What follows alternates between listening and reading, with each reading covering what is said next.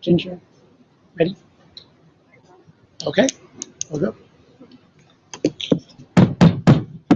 So I want to get everybody quieted down now. It's 7 o'clock on Thursday, October 28th, and this is a meeting of the Bellbrook-Sugarcreek Board of Education. This meeting is a meeting of the Board of Education in public for the purpose of conducting the school district's business and is not to be considered a public community meeting. There is a time for public participation during the meeting as indicated on the agenda item. So Mr. Liming, will you please call the roll? Mr. Carpenter? Here. Mrs. Dorn? Here. Mr. Kinsey? Present. Mr. Price? Here. Mrs. Sloughman? Here. Will you please join me in the Pledge of Allegiance? I pledge allegiance to the flag of the United States of America and to the republic for which it stands, one nation, under God, indivisible, with liberty and justice for all. All right, Mr. Liming, would you please give the treasurer's report? Well, I just noticed that the agenda on the screen is different than the one I have in my. We have minutes to approve. I didn't have that on 3A. Right, that's on the, it's on on the the hand addition there. for us, but for them, Okay. it's an addition for just the board members, but it's on the regular. Okay. So can I get a motion to approve the minutes from the October 14th, 2021 board meeting? Mrs. Sloughman? Second. Mrs. Dorn? Any questions or comments? All right, Mr. Liming, please call the roll. Okay, Mr. Carpenter? Yes. Mrs. Dorn? Yes. Mr. Kinsey? Yes. Mr. Price? Mrs. Sloughman? Yes. Motion passes. Can I get a motion to approve the amendment of the fiscal year 22 final appropriations in the amount of $2,577,523.91 as included with the agenda to add to our appropriations, federal and state grants that we've received, 9 federal and 1 state, and 7 of them are the ones we get every year. Okay. Is there a motion? So moved. Mrs. Dorn Yes. and Mrs. Sloughman?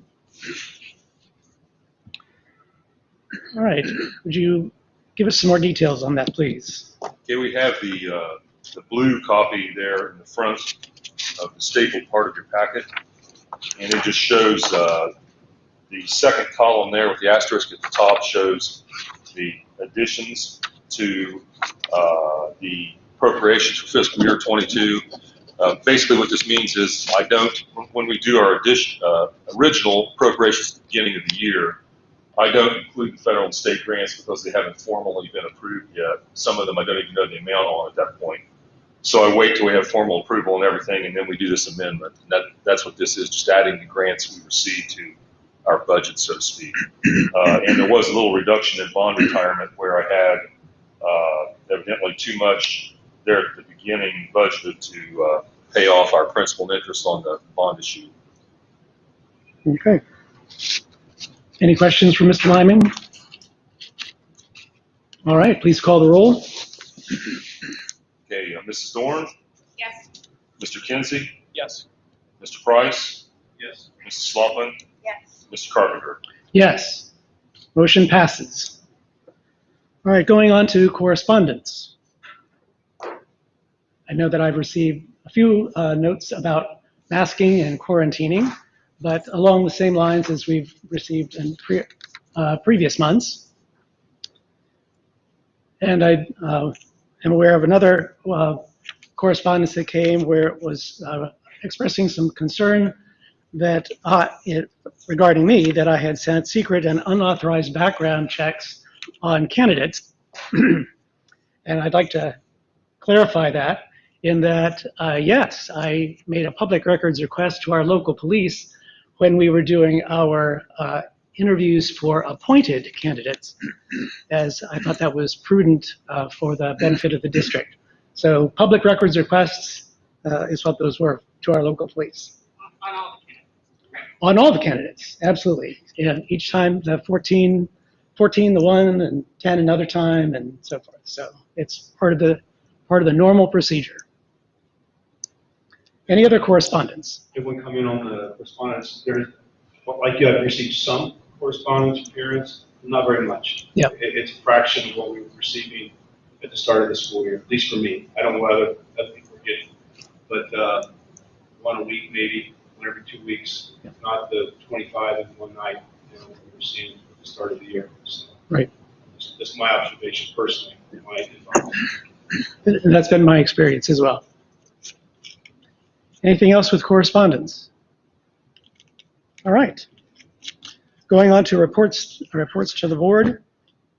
Adam, please give us an update at the Greene County Career Center. Yes, good evening. Thank you very much. Representatives from the Greene County Career Center were at Bellbrook High School on the 27th of October to talk to sophomores about career awareness days. The Bellbrook students will be visiting out at the Greene County Career Center on December 3rd from 9 to 1.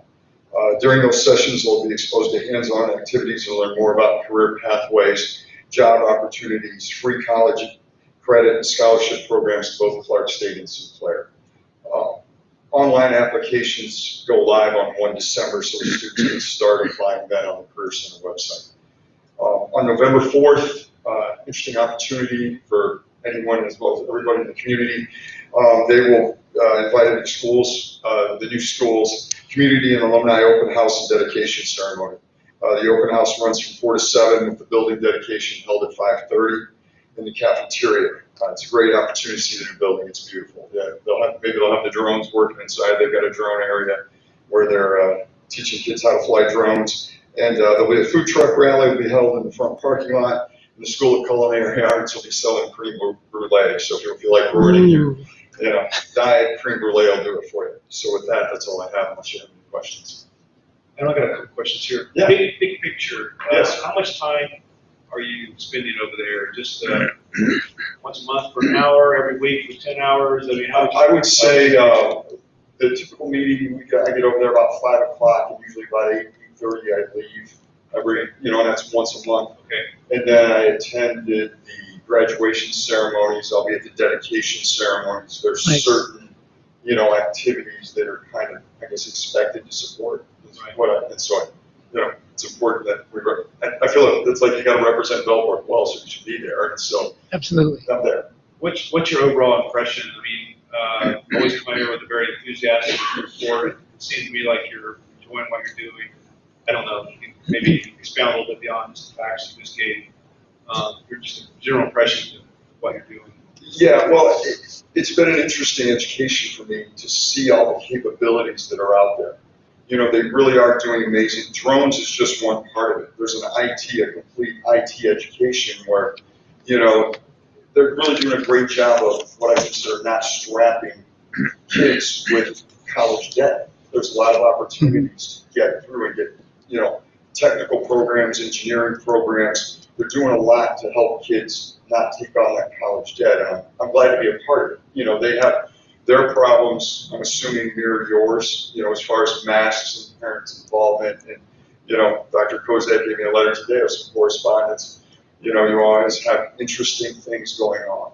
And so it's been an education for me, and I've enjoyed that. I thank the board for the opportunity to do it. I look forward to doing it, but at the same time, I serve with the pleasure of, Dr. Kozak and the school board. So, From my perspective, I'm deeply, genuinely grateful that, it's been about a year now, right? Yeah. It was about January of last year, Yeah. about December, January. Yeah. And I think you're perfect for that position, especially with you're still employed in base, right? Yes, I am still. Yep. Yes, sir. Like where I worked in Yeah. there.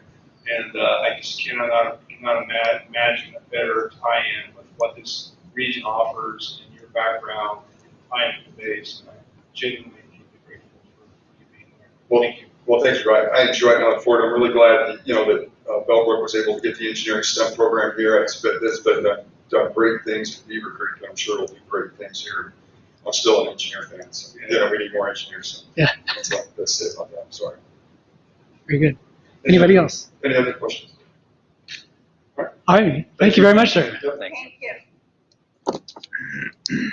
Going on to board committee reports, the first one, the OSBA legislative liaison is me. I get a weekly update from the OSBA, facts in a flash, kind of getting a status of where a variety of initiatives are. Fortunately or unfortunately, we're staying pretty close as a board anyway on what's happening legislatively as it relates to masks and quarantining and so forth. But one that that kind of stands out, it's not actually legislative per se, but it came out from the Ohio Department of Education. There was a resolution from last summer that was essentially rewritten and modified because initially it required all contractors working with the Department of Education to take some implicit bias training, and the Attorney General identified that as the Department of Education didn't have the authority to make that mandate. So they provided an updated resolution called Resolution 13, and the basics, the couple key things that come out of that.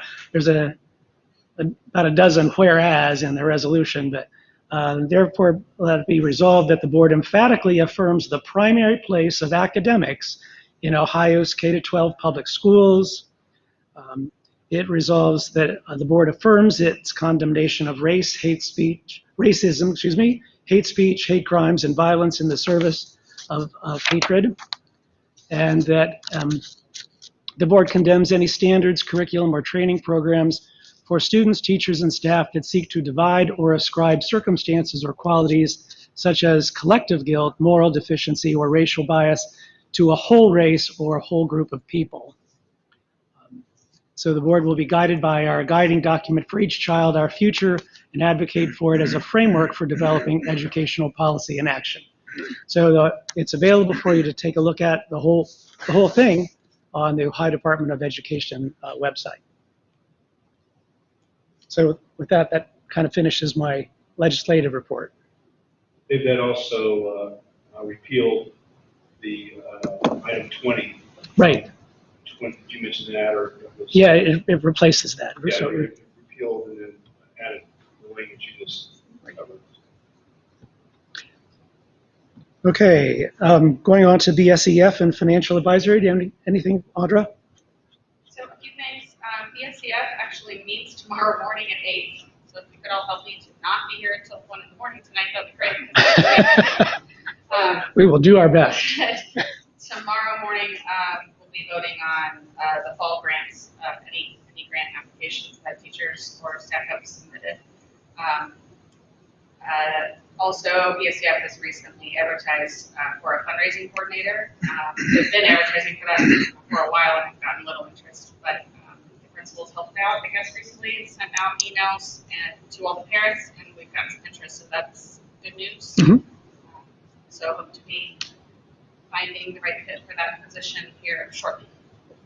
Regarding the Financial Advisory Committee, not much to report. We have not met since the last time I Okay. you on that. All right. Thank you. Thanks. Safety Committee, Mr. Price. Yes, our safety committee meeting, I believe it was in September, October, and whenever we had the big power outage, that's when that got canceled. So we have the next one scheduled November 5th, 8:30. We talked about a number of things like always, we go through police, fire, building safety and whatnot. And as you well know, a keen interest of mine has been safe pathways to school.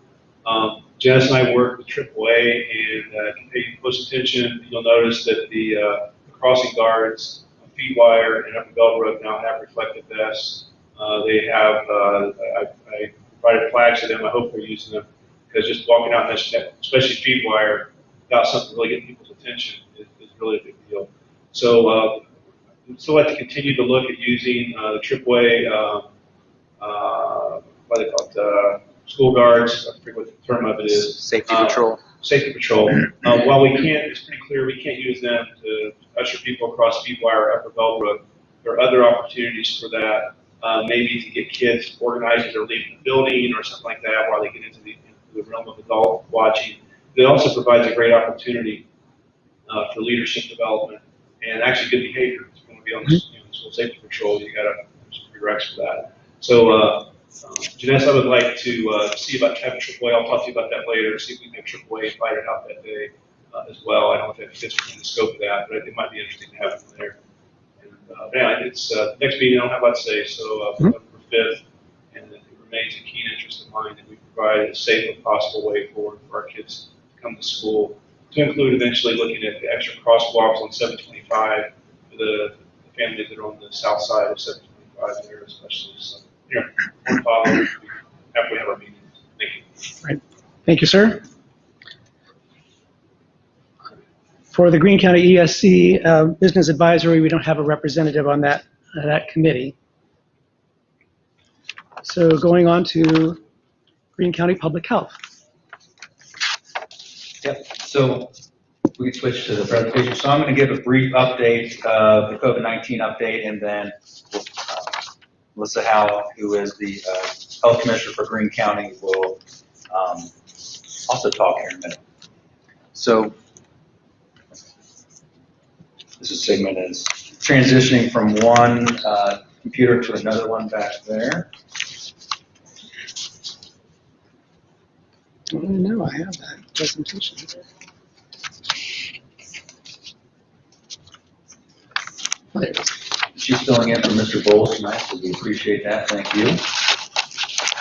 All right, so just to kind of give you an overview of the cases by county. So this is Greene County under 18.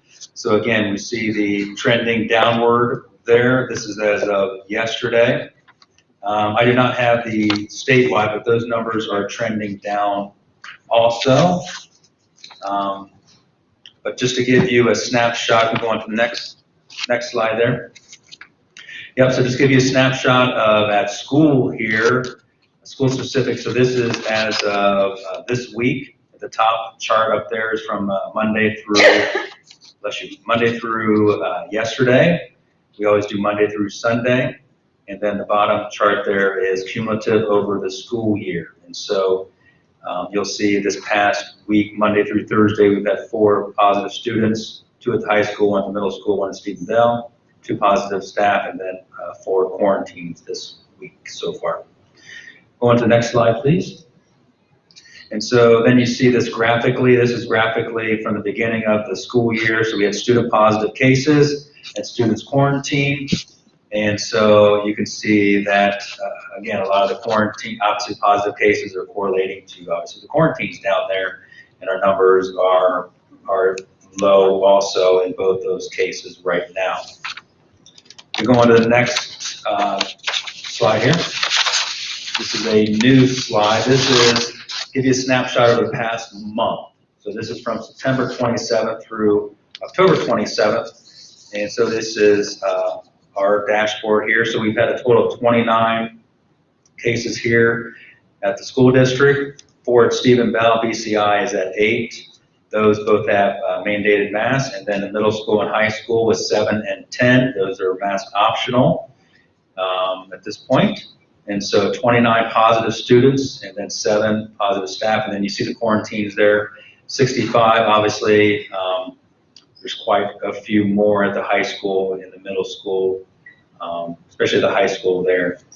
And again, those things kind of ebb and flow. It just depends on kind of the luck of the draw, who is positive and who is sitting around them. One also thing I want to point out is that over the past month, we also were tracking the number of students that were became positive that were close contacts. Again, there can maybe not a 100% correlation there, but it's a good piece of information of those students that we put in close contact, how many became positive, and last month those are 0.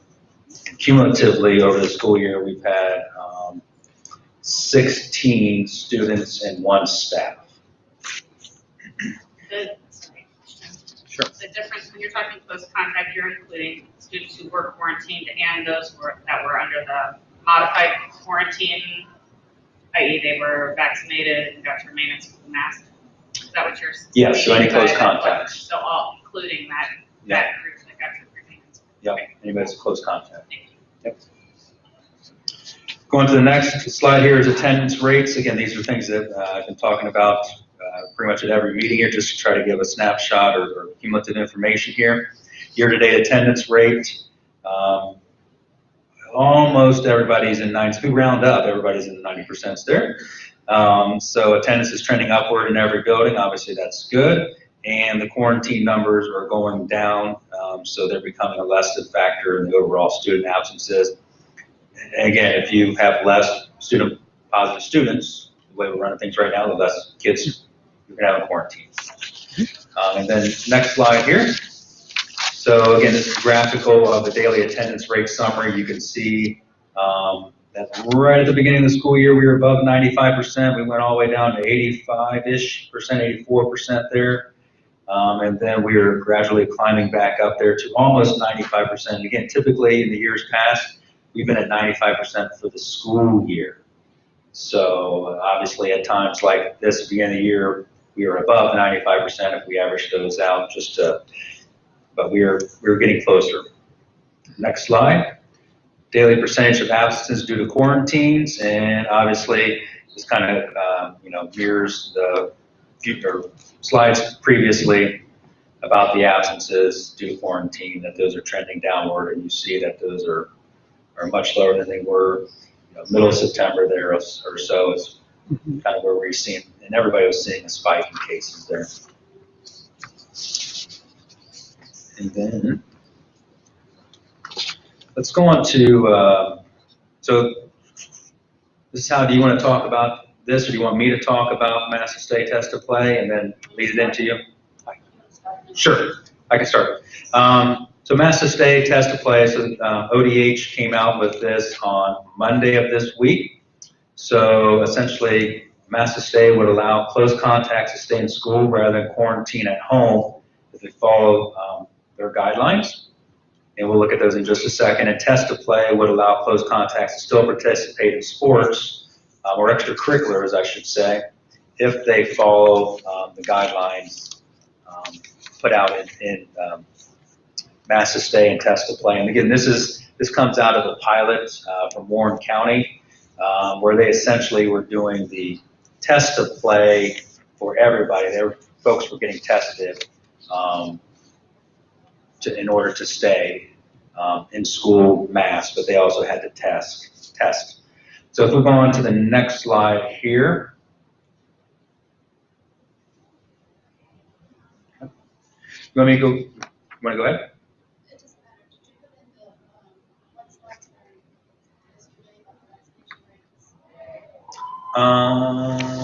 That is all the way at the end. Yes, that's the next slide, or 2 slides from now.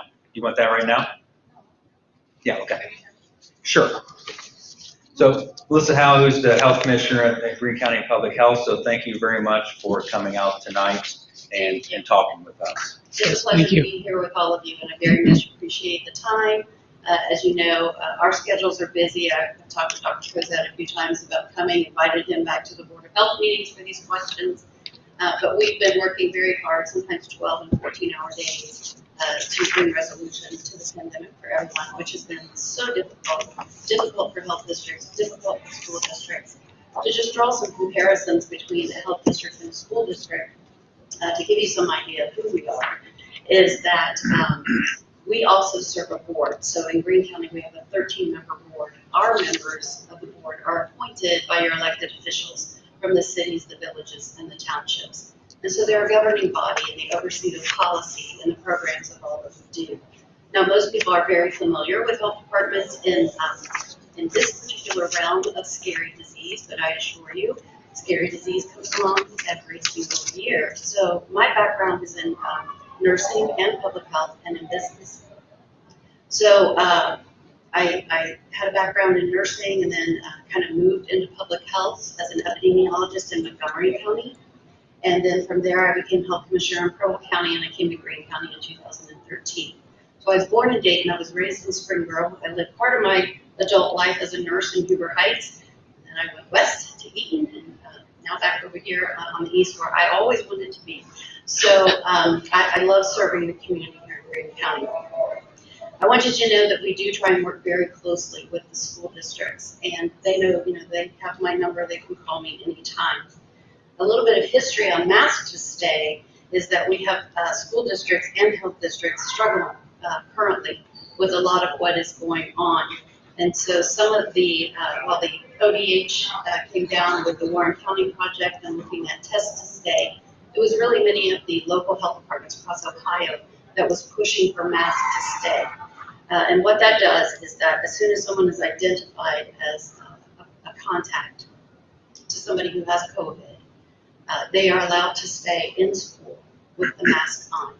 And then if they test on day 5, they're out of quarantine on day 7, the mask comes off on day 7. But that keeps the students in school.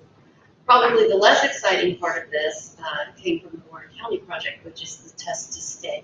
So for your individuals who are interested in extracurriculars, athletics, things like that, all of your school-related activities, those are the ones where the individual tests at the point in time when they're identified as a person who's been exposed to this disease, and then they test again on day 5, and they're out of quarantine on day 7, that means they return on day 8. So the history is that we're trying to assist the schools, trying to assist our families to getting kids have in-person learning. I believe that ODH has acknowledged that in-person structured environments like school are very low-risk environments as opposed to a high-risk environment, which might be a nursing home or a long-term care facility where you see a lot more spread in those areas. So as Doug alluded to, the cases have been very low. So we monitor the CDC tracker weekly. We've had 345 cases in Greene County in the last 7 days. That gives us the things that we watch, the things that we encourage our communities to watch is, so what is our current case rate? And, the goal is 50 cases per 100,000. We are at 204. That is rapidly declining. So we're excited about that. The other thing we're excited about is that our positivity rate is declining as well. So today was 9.6%. We've had 10 deaths in the last 7 days. And then what is our fully vaccinated rate? So that is at 67.2% for Greene County. Now that puts us relatively high in the state of Ohio, but if you're paying attention to the news across the nation, Ohio in general is relatively low. And so that will affect, in the long term, life expectancy for Ohioans. That our life expectancy will be lower. So that certainly concerns us. So here in Bellbrook, since August 31st, we looked at the zip code for 45305. We have had 300 cases during that time in that zip code. 90 of those were under the age of 17. And 52 of those were just between the age of 6 and 11. So this is the age group that we're still trying to protect at this time until the vaccine becomes available. Now we've been preparing at the health department. One of the slides that we pull up here in a minute is going to show you where most parents are going to get their children vaccinated, and it will also let you see a little bit about the community and the vaccination rates in that particular age group. So with the Mask to Stay, again, just going over it, just to answer some questions that we've had. So what is the definition of a school-related activity? So school-related activities include lunch, recess, school-sponsored extracurricular activities such as sports and clubs. So your Mask to Stay is going to apply to lunch and recess, any of those exposures that occurred. For the extracurriculars, things like band, choir, and gym, those would then all fall under Test to Play, which is the part that we are less than excited about. All right, so would you mind going to the vaccination rate slide? One more. Yeah, this one. So we have the ability, the data that comes in from laboratories, CVS, pharmacy, and all that, those tell us what our vaccination coverage rates are. So I'm first going to draw your attention to the upper right side of that screen. So in the last 21 days or so, you can see that this is just for age 12 to 17, by the way. Most children are getting vaccinated at your local pharmacy, not necessarily the health department. And so we look at, well, what kinds of pharmacies are available in Greene County. where might we need additional sites available. Over on the left side, kind of in the center, down at the bottom, you're going to see your vaccination rates by location. So this is just, again, for age 12 to 17. And if you scroll to about the middle of that, yes, thank you. So appreciate that. So Bellbrook, this is about 800 and some individuals living in 45305. You can see that overall, the vaccinated versus the unvaccinated being at 64%. So if you're vaccinated is 64%. That's really good for Greene County. We have other areas, if you look there at the Jamestown area, is closer down to 23%. So oftentimes I'm asked kind of these blanket questions, you know, like, well, what's right for me? And we're kind of making decisions with our medical director, with our epidemiologist about what's kind of right for Greene County. We have to, you know, take into consideration the least disease and who's doing really well. So overall, you know, Bellbrook has done really well with their vaccination rates in the 12 to 17, I would say, compared to the other areas. One? Yeah. Okay. All right, additional questions that we've been asked about mask to stay and test to play. So we were asked, is this optional? So for us, local health districts are the ones through an extension of the authority that the Ohio Department of Health has. So ODH has the ultimate authority on isolation and quarantine for the state of Ohio. We worked with them to get mask to stay, test to play in place. And then their authority kind of extends to the local Board of Health. And then from the Board of Health, much like you have a superintendent, if you want to consider my job as superintendent, that's kind of what I do. I'm responsible for the day-to-day operations, but they're still setting the policy. So is it optional? So we've adopted this at Greene County, and this is how we will go forward with isolation and quarantine, hopefully getting more children in a class setting. We believe this is an interim step, and once we get to the 5 to 11-year-olds being vaccinated, that we can take additional steps from there, because we know then that anybody who wanted vaccinated is probably going to get vaccinated over the next 5 weeks. So as I said, we're gearing up for vaccination, and so if we were to start vaccination around November the 3rd for the 5 to 11 age group, probably about 5 weeks after that, individuals would be considered, you know, fully vaccinated within that age group. So if you look at your 12 to 17-year-olds, that's 64%. The overall population in the 45305 zip code is at 74% vaccination rate. That's very well. That's very good. We would like to see it at 85%, but we're at 74. So, and moving forward with that. Sorry.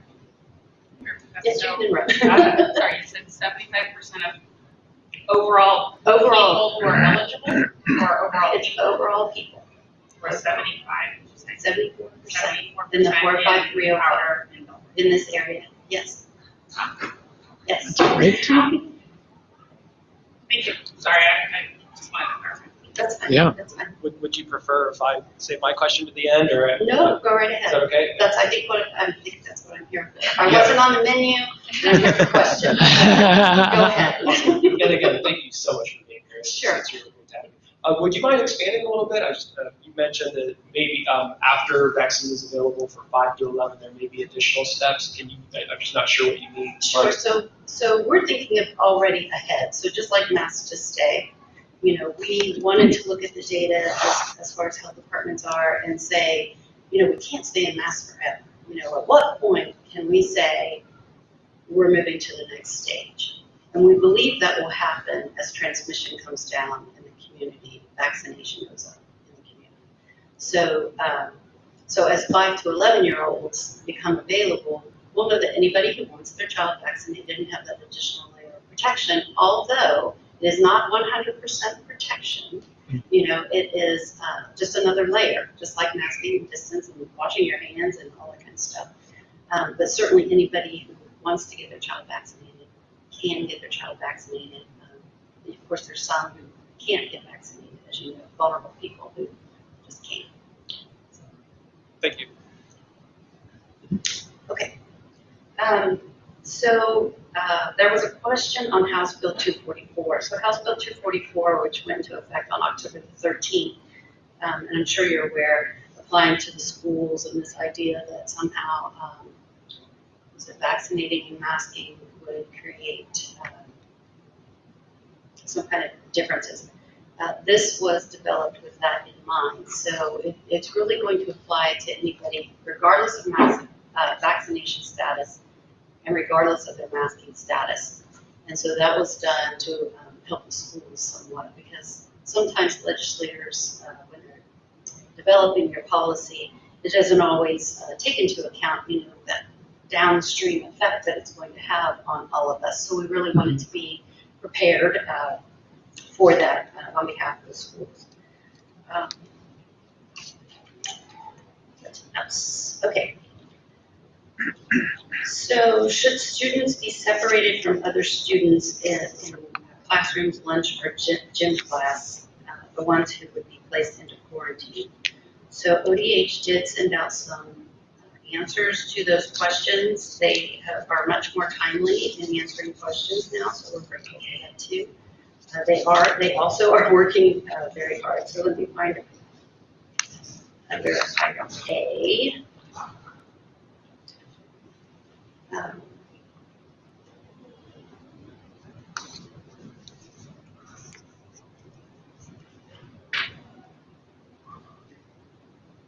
Put it here. Hold on.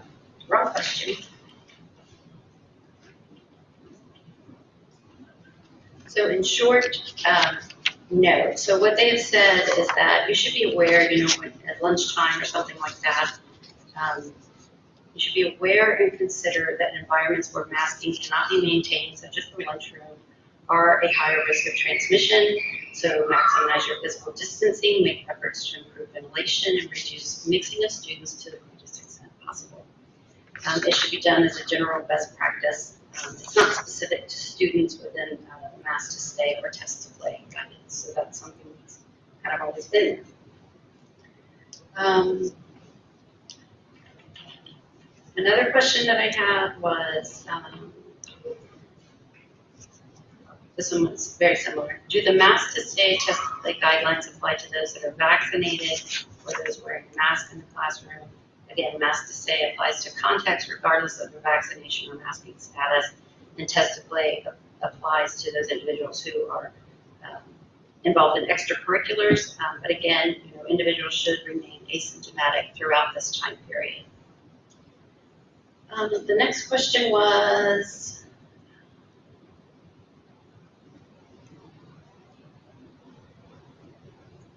answer that. I'm answering my own questions twice here. Okay. I think, Kevin Price speaking here, I think some of the questions I sent forward were essentially OBE by what happened on Monday. Because it was like, once that distinction between vaccinated and unvaccinated essentially dissolved because of mask and stay, so many of the questions I had, you don't necessarily have to respond. If you want, I don't know if you know which ones I said or not, but some of those are like OBE because they're not relevant. It's surprising. I was very surprised with what happened Monday. I was expecting a test and stay policy based upon what was happening in Warren County. So when it became a mask and stay without testing, I was really very surprised that that's happened. So a lot of my questions essentially dissolved at that point. So. Yeah, we were grateful for that, and that's why we wanted to move as quickly as we If you get some long-winded question in there, once you start, I can say skip that one. I think I covered some of it, most of the most critical ones, and hopefully that will inform you and inform parents. As far as the process that occurs, the process generally is that someone at the school sends the list of the children in quarantine to us, and then we have contact tracers calling them right away.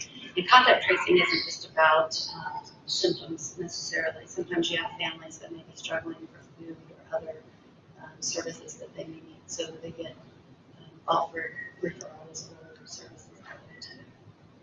Yeah, I'm not so sure it's irrelevant now, but one of the questions that certainly was forefront of my mind for the last 2 months, especially, was the guidelines we have, they say they're guidelines, and they say contact is recommended to, and we never see the word required with respect even to quarantine. So that's where a lot of confusion came in. It's like, do we have to do this? What's the legal requirements for it? And so I don't know if you can elaborate a little bit on that, guidelines and recommendations versus orders, and maybe isolation versus quarantine, a distinction on those two things, if you don't mind. Certainly, because I've heard those terms used interchangeably, and they're not in our world. Okay. So if you think about a hospital and somebody goes to the hospital and they're sick and they're put in isolation, that is for sick people. That's true for us too. And then the people who are well but have been exposed to that sick person, they're the ones who are put into quarantine to prevent further spread. And people have asked, is that healthy people? Yes. And occasionally those healthy people do turn positive. But what you're seeing under the test to play that Warren County did was somewhere between 2% and 4% were converting, which is what Dr. Cosette was talking about. And in mask to stay situations, there was about a 3% conversion. And I think your statistics are very similar, that you have about a 3% conversion rate. And that's probably because you're using masks in certain settings that may be high risk. So we think it's an important step to take. And like I said, we'll start working on the next iteration because this one was about probably 2 months to get into place and get passed through all the power to the be. So. Back to the one question of guidelines. Oh, yes. Recommended to, and that for me created a lot of confusion because it's like we have the universal mask recommendation from CDC, K through 12, Key West, Florida, Bureau, Alaska, Honolulu, Hawaii, regardless of the rate and no exit criteria defined. And that's a recommendation. And then we have quarantines. It's a guideline, it's a recommendation. So can you clarify levels of requirements versus recommendations? So generally speaking, if someone is asked to go into isolation or quarantine, it is just that we've asked them to go into isolation or quarantine. We can recommend that you go into isolation or quarantine, but certainly under Ohio law, under 370708, we can then require either that they go into isolation or quarantine. Now, throughout this entire pandemic, so we started our response in December of 19. We were getting cases by March, I believe, of 2020. And only 2 times did I consider forcing an isolation on someone who was sick. And in both of those instances, those were individuals that had left incarceration, they had been released, and they were in our community and did not want to stay put. So those were the only 2 times that we actually considered ordering it, if that's what you mean. And that was isolation, correct? That was isolation because those individuals were sick. Right. So when we talk about recommendations, in general, most people comply with that. They do. Do we have the authority and the ability to enforce it? Sure. Do we have enforcement powers? Yes. You have compulsory education. So can you compel parents to send their children to school? Yes, but generally you don't have to because parents will send their kids to school. It's kind of a similar concept. But you said you considered it twice for isolation, but I take it to date not at all for quarantine, correct? No. And like some of the others said, we are so grateful you're here. Thank you. Please feel welcome. We're not here to make it difficult for you. We just really have some genuine questions that, again, have largely been alleviated by passing state policy, at least surprisingly on Monday. We still, I think we're thinking November sometime maybe, or we certainly, at least I did not anticipate masks and stay. I expected masks and test. Yeah, I think a lot of the anxiety in the community, especially for children, is around the idea of long COVID and MISC. I have a grandbaby, she was 4, she had COVID at the time, and she had long COVID. So for 13 weeks, she could get the chest pain, which may be associated with myocarditis, and her nose was burning and different things. So it can concern parents, so you can't just dismiss those concerns. Right. And it's not a one-size-fits-all. People's immunities are all different. Our health status is all different. So we're trying to land somewhere in the middle of that. Melissa, sorry, I sent you this question, it might have been lost, but this is, I think, one that's going to come up. And it's kind of getting into the details, but can you further define what is an extracurricular for test to play? Because I understand athletics, band, choir, where you need to remove the mask and you can no longer mask to stay. But then I'm also thinking of things like Spanish club, where you're basically in a classroom setting just like you work for the rest of the day. And if we look at a lot of our middle school kids, or especially our high school kids, we're gonna, I don't know, what, 75, 80% of kids are involved in extracurriculars of some sort. They would all be testing. So is the test to play only if you need to remove a mask? Is the Spanish club extracurricular, would be the first question. And so it's not a classroom thing, it is an extracurricular. So they have grouped all of those together, and those do become subject to tests to play. So In fact, we were just discussing that this afternoon. We were both very disappointed to hear that, because the idea of Spanish club is very different than playing, say, football or wrestling. well, and it's very similar to Spanish class that happened half an hour ago. This. Okay, so that's coming from ODA. That's an When we have, Mr. Han has a problem with that, we're going to talk to ODH about that. Yes. Okay. And then the other question I had was in the press conference the other day, Dr. Vanderhoff talked about parents being able to opt out. That's correct. So this opting out simply means your kid has to stay home. And Yes. my questions were more around opting out of test to play. What is the alternative? It's just They do an at-home quarantine. They do an at-home quarantine for 7 days. They usually test Monday 5, come back to school on 8. because that is the one area where I think this is somewhat more restricted than what we were doing. For the population that was vaccinated or masked, they were still able to play now without testing, but now they will have to test. Yeah, I think that was an unintended consequence, perhaps, of House Bill 244. Mhm. And just to clarify, so if we go to mask to stay, test to play, the old quarantine chart, that chart that we've been using for ODH, is null and void now. We wouldn't follow that. We follow the mask to stay, test to play. And again, like if the parent opts out, they would just do the traditional quarantine at home. They can't go to the other chart and pick and choose what they want to do. Yeah. Yes. Okay, thank you. I apologize if I'm piggybacking on this. It might be simple. I might have just wrote it down. This might be thick, but apologies if I'm misunderstanding. I thought I heard you say so mask to stay would be defined as things like lunch, recess, or school-sponsored activities. Did you say school-sponsored activity? I guess I would And think if that they're- that would be like a Spanish club, but I'm misunderstanding that. But what's a school-sponsored activity? So this is where I feel like we need a little more clarification. Okay, and that's totally fair. That we will take back to ODH, but so their answer from ODH is that a school-sanctioned activity are included within the definitions. Lunch, recess, and school-sponsored extracurricular activities such as sports and clubs.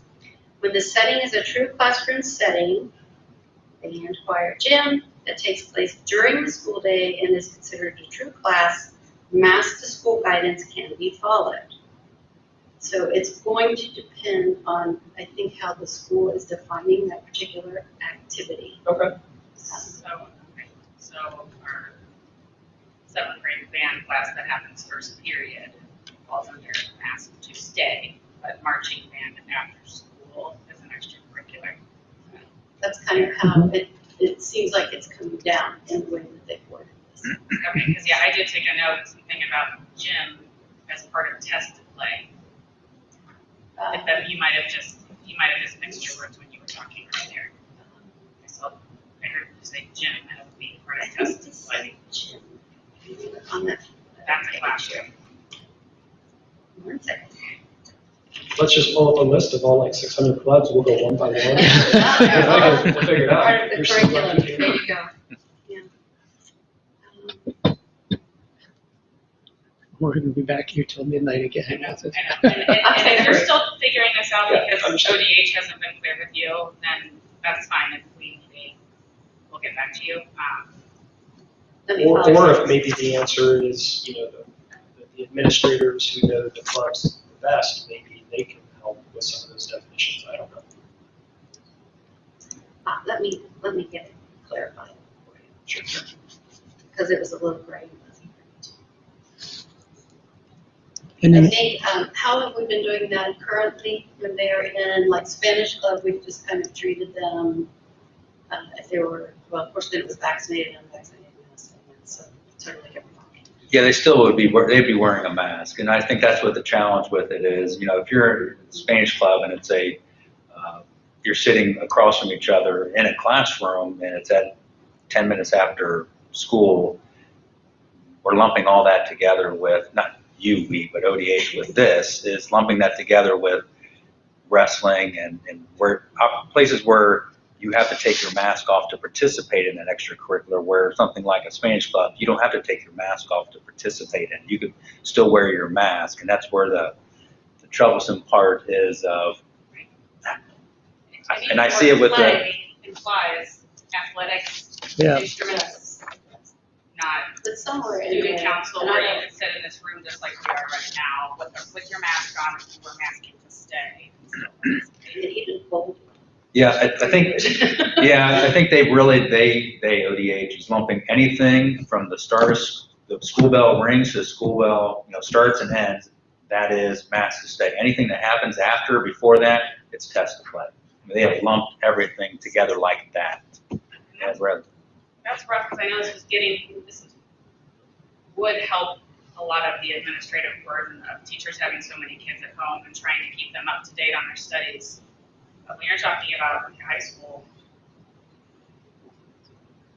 I don't know, what do you think, 80% of your students are involved in some But people would still extracurricular? be able to participate in all those things. They would just have to test. Right, but I Right. mean, that would be a lot of Right. lot of the testing, essentially, if we Right. had awareness of Sure. contacts, which if numbers Sure. stay low, Yeah, hopefully we we wouldn't. were never really huge fans of the whole testing because it can be very burdensome, especially testing and exposure testing.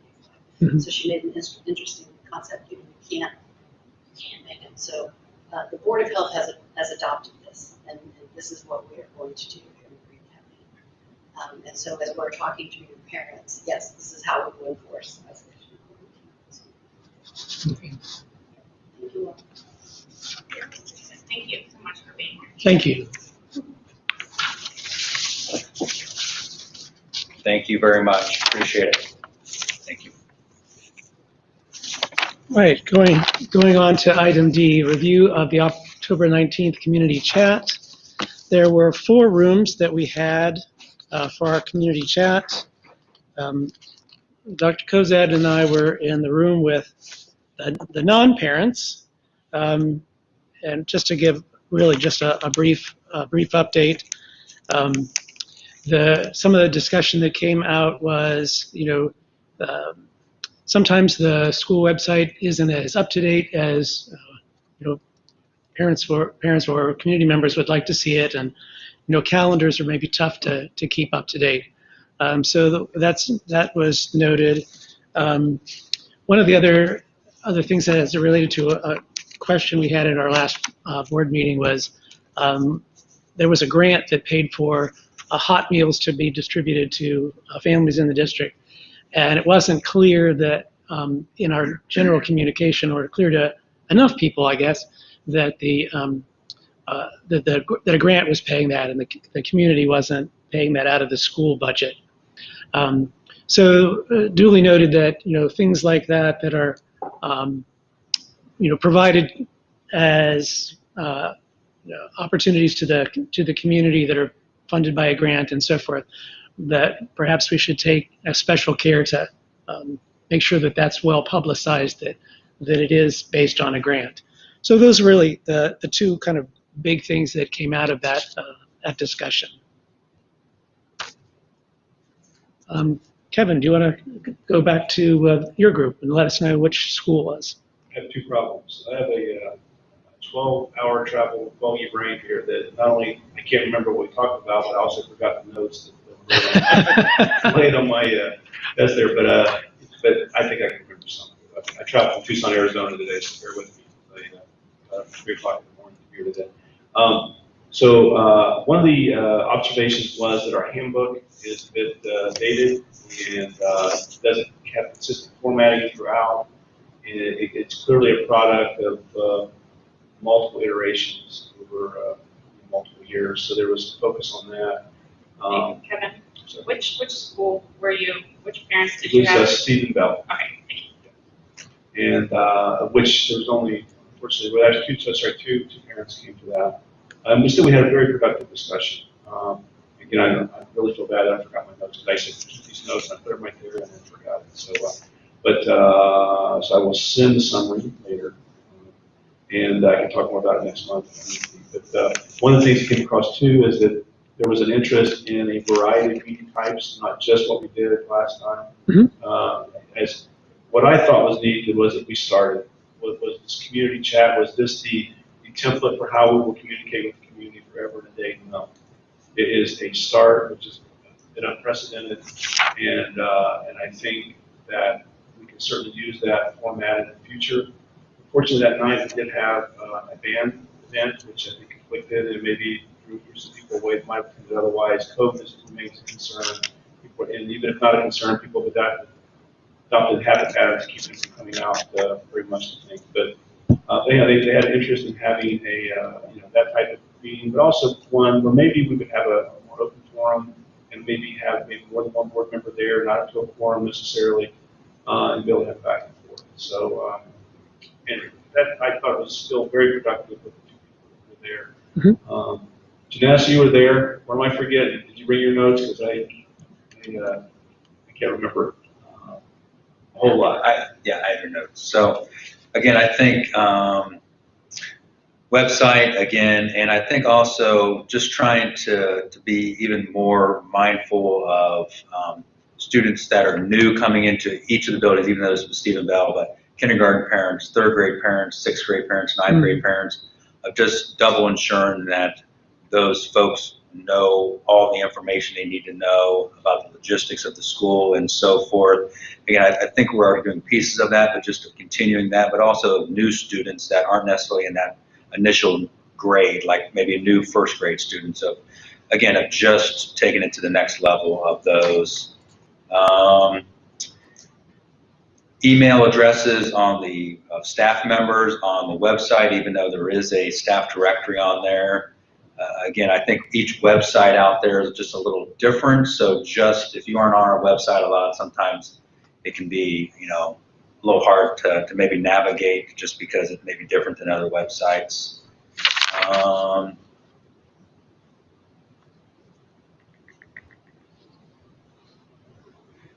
Again, just continuing to, I'm just trying to think, looking forward to the Remind app, but haven't figured it out yet. So we did roll out the Remind app that we're using at the building and district level for district communications.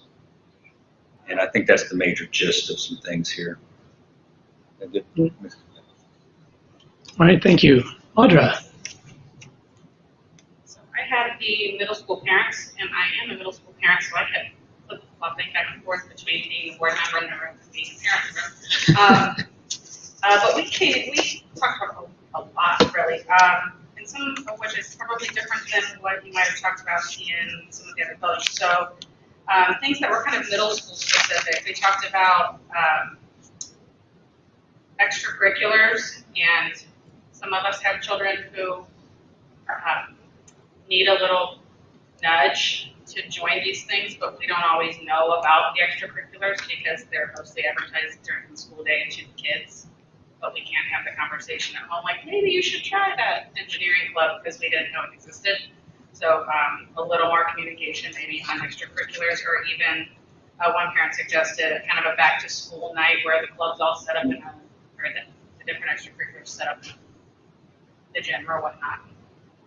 Showcase their stuff. I was going to bring this up to Mr. Bowles. A lot of parents were a little confused now about what is happening with all the different platforms, what is happening in each one. So there's Remind, there's Google Classroom, there's Progress Book, there's Final Forms now, the Securely thing, and what's supposed to come from where. And if you change your email address or you change your phone number, like who are you supposed to contact or how are you supposed to update it?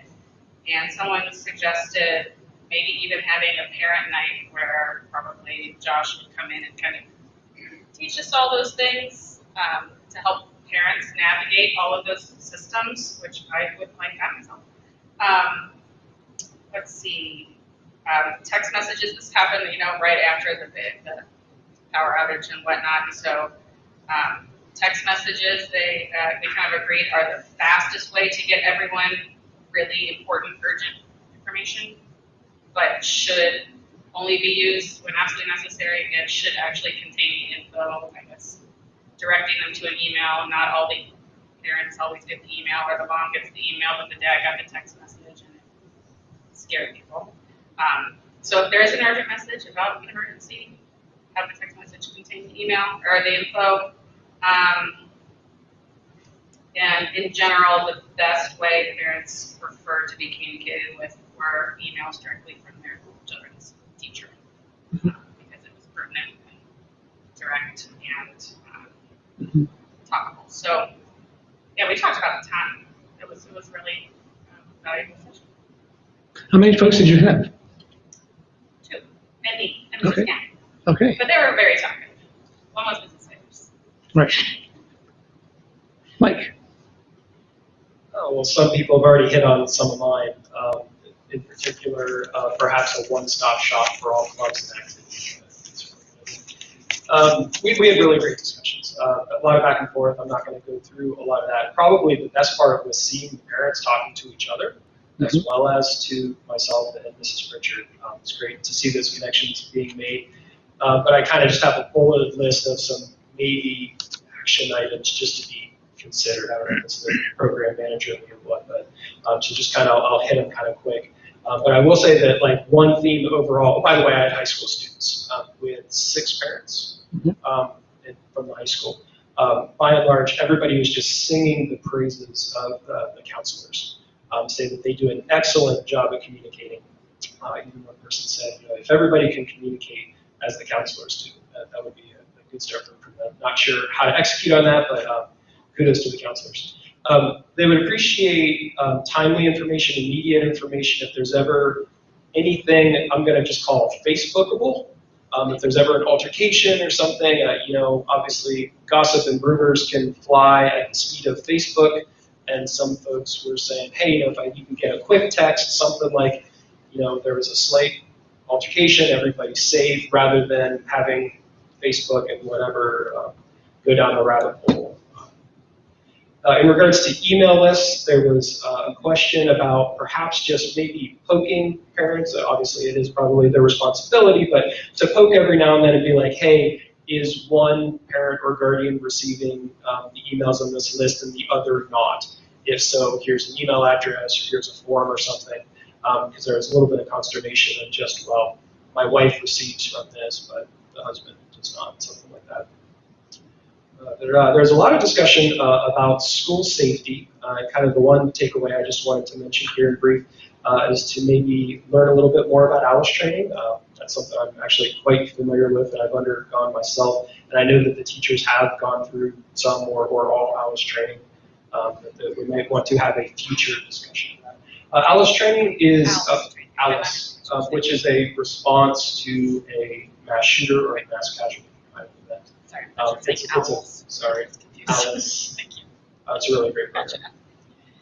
And then we had a discussion kind of at the end, and I posed this question, kind of being curious, how can we do a better job of reaching out to community members who don't have children in the district? And we had room for that, but I thought it'd be interesting in particular to ask this group since they had older kids. Some suggestions they had is maybe having designated parents reach out to HOA, Facebook groups or websites or neighborhood websites, something like that. And then we did have one request for future format considerations that if there are parents or a parent who has multiple kids in multiple buildings, she would have liked to perhaps been able to bounce around or attend them all. That's difficult to do in our current format. I thought that was a good suggestion that we might look into something for.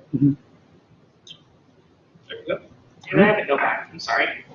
Kind of missed it. Okay. So we did get some feedback about our board communication specifically. and work sessions came up. And the idea was brought up before when we were anticipating a controversial or substantial topic, whether it was the COVID thing or the strategic plan or something that we really want to devote a lot of time for, and we think there's going to be a lot of community interest, or we really need to bring in and talk to the experts, the curriculum director, whatnot, to perhaps have a topical specific work session a week prior to our meeting, just for that, where we discuss, hash out, leave a week to where folks could, community members could weigh in, send us emails, reach out with phone calls or whatnot to communicate with us if they disagreed with what was discussed or wanted to provide their opinions, and then obviously meet, vote at our boards. And that would help our meetings not be 5-hour meetings, perhaps, so that we could somehow anticipate things. And hopefully, as we move forward in the pandemic and as we move forward, there are less uber controversial issues. But Right. when we're anticipating one, maybe a work session a week ahead of time might be a good way to address. Sorry, I should have mentioned that during my No, that's fine. previous brief. Thank you very much. All right, going on to open communication. David, just real quick, how are we going to capture this? Because I clearly can't remember what happened in my meeting 2 weeks ago. So there's some really good inputs here. So how are we going to capture this for future board reflection? You know, I mean, we're all going to come and go at some point. So just lessons learned. How are we going to compile this so that we don't? Well, we can transcribe from this discussion as well. So that's Should we an option. also send our summaries to you? I know we brought them. That would be great. If you would send them all to me, then I'll collate them, so to speak, and pass them along. Store them somewhere, I guess. Yeah. So that, we don't lose these lessons learned here. Suggestions. And then if there are things that you'd want to include that maybe you didn't mention this evening, that gives you the opportunity to do that. Just a question. So was the kind of the last one of the questions on there was topic for future community chats. Was there any feedback on topic to discuss in the future? I know kind of communication is maybe the ideal one to, if you're having think about communications, to talk about communications, but was there other suggestions for future topics? I think something about diversity inclusion would be a good topic.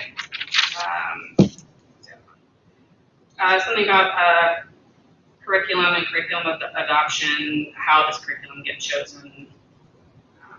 Not digging into what is the curriculum, but kind of how do we decide what we're teaching, kind of more of a deep dive.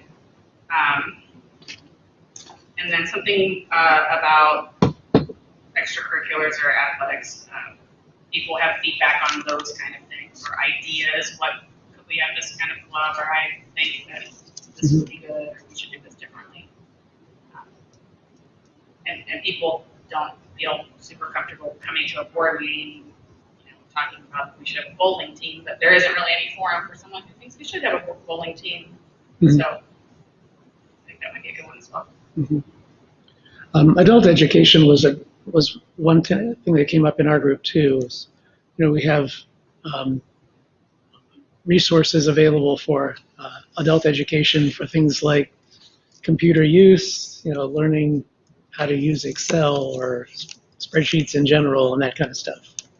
That came up in a previous superintendent advisory committee too. Some of the members of that committee who don't have kids in our schools. And that would also be a good way to reach out to the community members that are paying tax dollars and they could actually receive some benefit from this nice building or our nice facilities.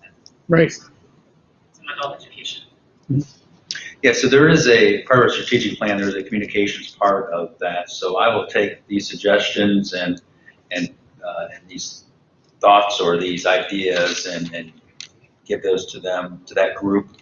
And then also just to add to the adult education piece, actually, there was a gardening club that happened, I believe in late August, early September, I think actually in this room, for non-parents, or it could be anybody, but again, it was to try to bring folks in that maybe wouldn't normally come into a school and just, get them in the building and in a non-threatening way of just getting them comfortable. And again, it's a community space of allowing the community to use it. So those are good ideas.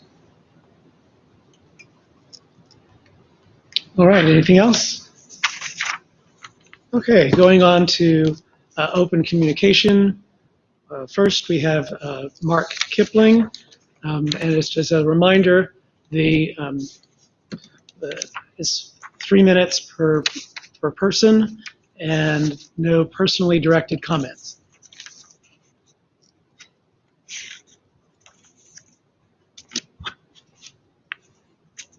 Good evening, Dr. Cozes and members of the board. First off, I'd like to thank the board for enacting the mask mandate for K-6. And doing so, the number of students per week quarantined at Stephenville went from like 15 to less than 3, before and after the mandate. And at BCI went from about 51 to 4 before and after.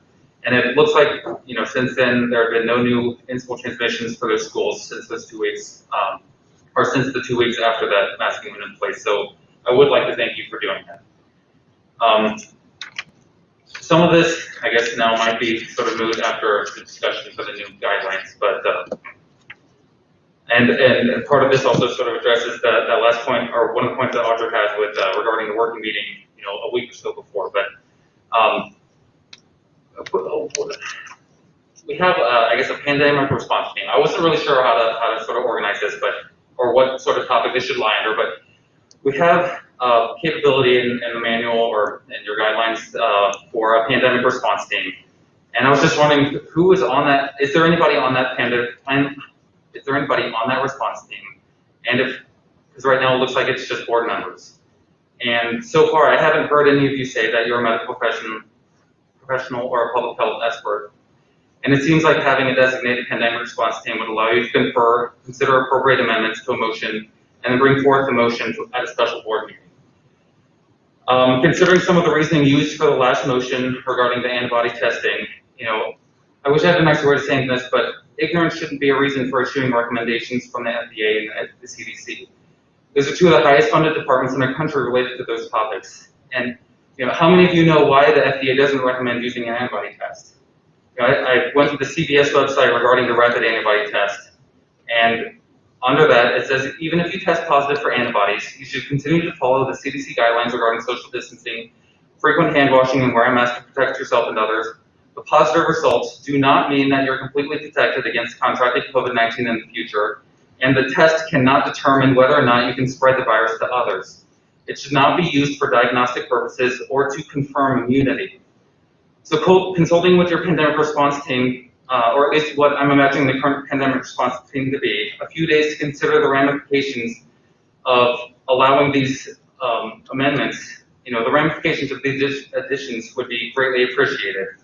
As verified research is conducted and healthcare networks start adopting new policies, there are certainly ways that you guys can find to keep kids in school safely.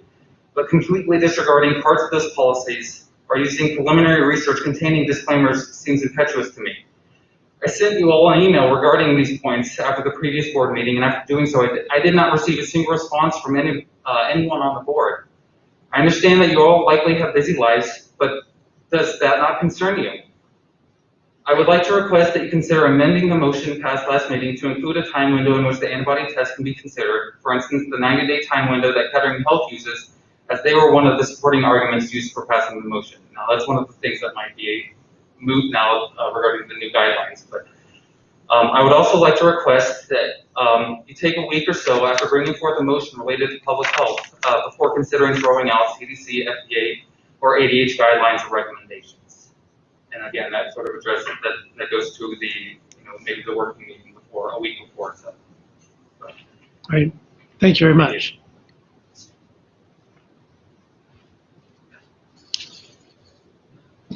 All right.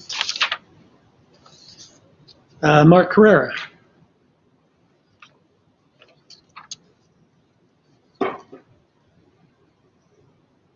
Good evening.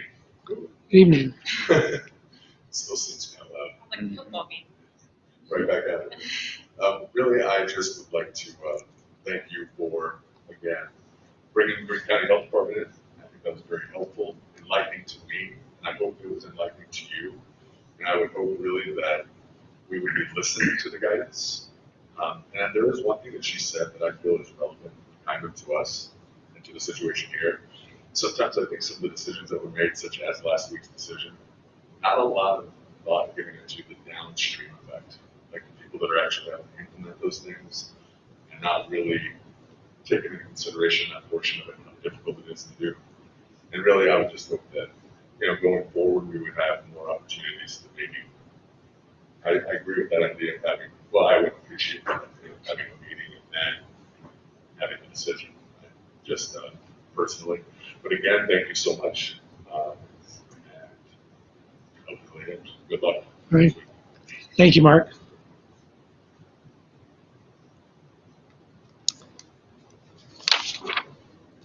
And Julie Kimmer.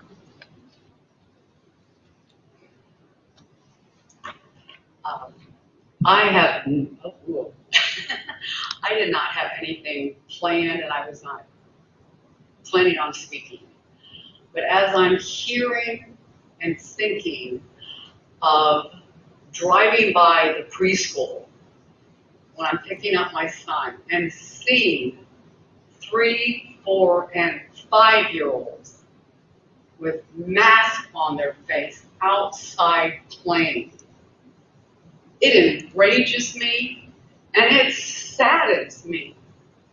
I was a special ed preschool teacher, and the thought of sending my students out to play with something on their face that they can't breathe, and to expect them to breathe in their CO2, I would have quit teaching. Or how many of you are medical doctors or nurses? No, it's medical doctors. How many of you? You don't have to answer, I know you won't. None of you are, yet a mask is considered by law a medical device. A medical device. I don't have the statute, I have it at home. I wasn't planning on talking tonight. But to think that we are muzzling our preschoolers and our 3rd graders while they are out playing and sitting there calmly trying to study, and they're playing with their masks and they're pulling them down and there's germs all over them and they're coughing and sneezing in them and they're wearing them all day long. That's disgusting. It's repulsive. It's nothing but germs. So for each one of you to tell the parents that they are to put their kids in masks, you don't have the authority. You don't have the authority. You're not doctors. We need to get back to parent choice. And I'll just tell you, my son Dylan, you all met him, you saw him dance.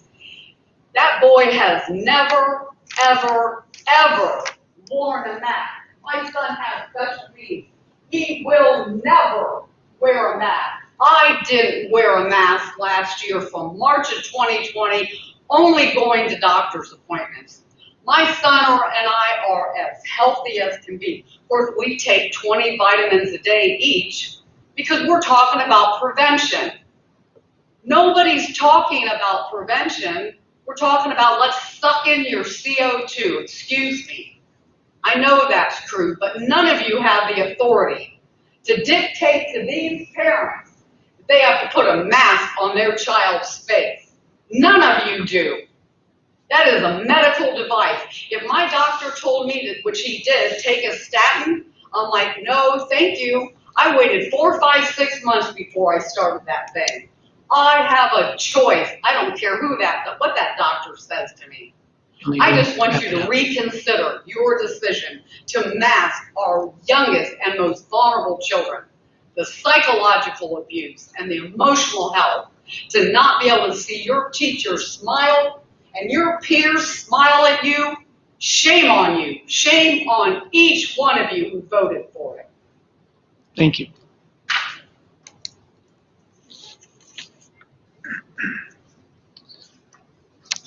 All right. Next, we are going on to, oh, yeah, sure, go ahead. I just had a couple things. Just to help Kevin out a little bit with our meeting that we had. This is Jenny Lake. Hi. Oh, yeah. The meeting on communication. Yes, I got you. So one of the topics that we talked about that we would like discussed or like a meeting for is just special education in general. I think we attempted that one time. It didn't really go so great, but I think we're at a point where it would work well. So at the beginning of the year, I think kind of a meet and greet for the special ed community would be fantastic. We can also include Bridget kind of going over our IEP process and who are the important players in this game, especially since this process is so overwhelming for all of us. I think that would be really beneficial and help bring us together in the special ed community, see each other's faces, kind of know who we are. That was one. And then the website. There's a special ed tab, and it's been updated, and it's looking great, but there are some additional things that would be really helpful for parents is to include the service providers on that website, on that tab particularly, because we do have a directory, but if I don't know who the OT is or the speech pathologist, because we got all new players this year, and so, for example, I didn't know who my daughter's occupational therapist was for weeks. It would be helpful to see, these faces that are going to be working with our kids so closely. Mm-hmm. And that was one thing Kevin brought up, would you like a picture? If it's okay, I don't know what the logistics are behind that, but having our service providers on the website would be very helpful. Even a picture for my child that is still working on her verbal skills and has very limited verbal ability, seeing a picture of her service provider on the website would be really helpful. Mm-hmm. I can ask her, is this, Mm-hmm. I'm not going to say their names. Sure. It helps generate a lot of language for her. So those are just two things that we talked about that I thought could help Kevin Yeah, out thank with. you. I remember the picture one, basically name, there's a picture. Exactly. Scroll down there, you can see. So I know that they are, we use Green County, so I don't know what the logistics are. one of the things we talked about too, Jenny, was your children's special needs subgroup back out to report to us recommendations. That would really be, I think, good to reconstitute. Well, I know you're still meeting, but Yes. we need to hear from you. Yeah, absolutely. That'd be great. All right. Thank you. Thank you very much. Can I weigh in real quick? Since we're back, we don't normally back and forth during open communication, but since we're talking about the community chat, most of that. As a special needs parent, I love the idea of having the night for special needs families, because the school isn't allowed to tell us, who the other special needs kids are or special needs parents. And so it's hard to develop a network because there's all this privacy. But if I want to let my privacy go and come and meet other parents with kids who might be similar to mine, that would be a great way to do it. That the school doesn't have to make a connection, but give a forum for those connections to be made. I think that's an awesome idea of anything. Nice. All right, going on to our consent agenda, which is for our superintendent's report, 7A, B, C, and D1 and D2. So do you want to speak to anything that's on the hand carry in particular? Do we want to do that after we have a first and second? Or want to Oh, expand? yes, I'm sorry, thank you. Do we have a motion to approve the consent agenda? But Mr. Kinsey and Mrs. Dorn. Thank you. Yeah. Do the right process. So There is an addition for support staff.